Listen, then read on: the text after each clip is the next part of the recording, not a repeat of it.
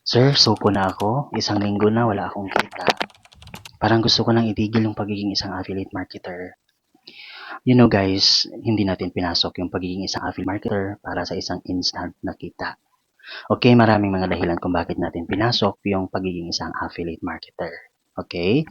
Especially kapag kabaguhan ka pa lang, wag na wag kang mag-i-expect ng ganyan kalaking kita, no? Kasi pag sinabi nating baguhan ka pa lang, ibig sabihin nun wala pang nakakakilala sa'yo, wala pang magtitiwala sa'yo.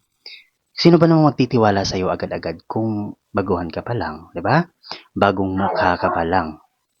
Kailangan mo munang magpakilala araw-araw, no? Sa lahat ng mga potential customers mo, sa mga product na ini-endorse mo.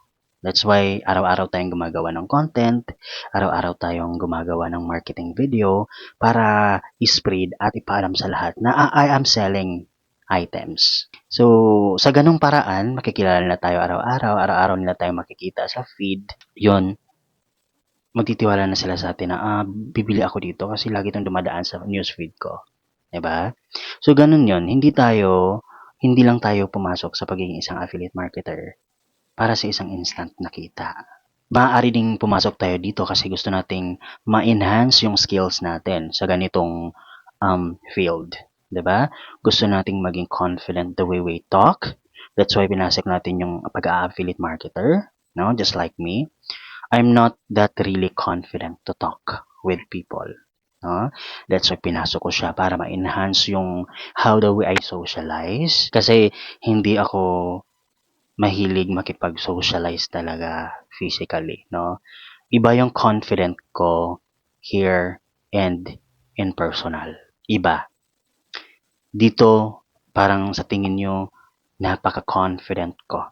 But sa personal, hindi ako ganito ka-confident. Okay? So, that's why pinasok ko to kasi gusto kong baguhin yung personality ko. Kasi dahil sa personality ko, nami-misunderstood ako ng karamihan. No? Kasi parang snabero ako in personal, pero sa totoo lang, hindi naman talaga ako snabero. Ganito lang talaga ako. Hindi ako masyadong confident sa personal.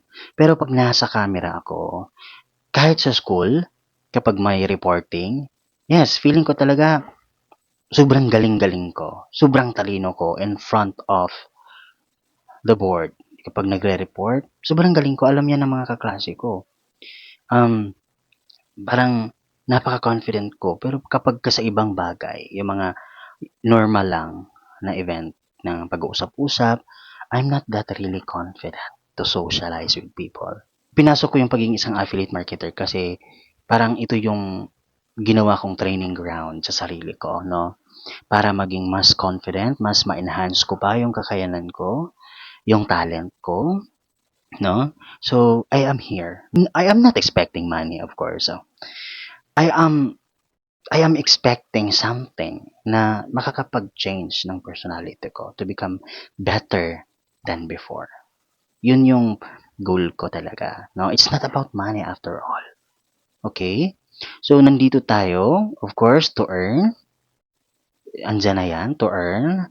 But, kung mag-expect tayo ng instant na kita, siguro wala pa tayong karapatan. No, especially kapag bago pa lang tayo, wala tayong karapatang mag-expect.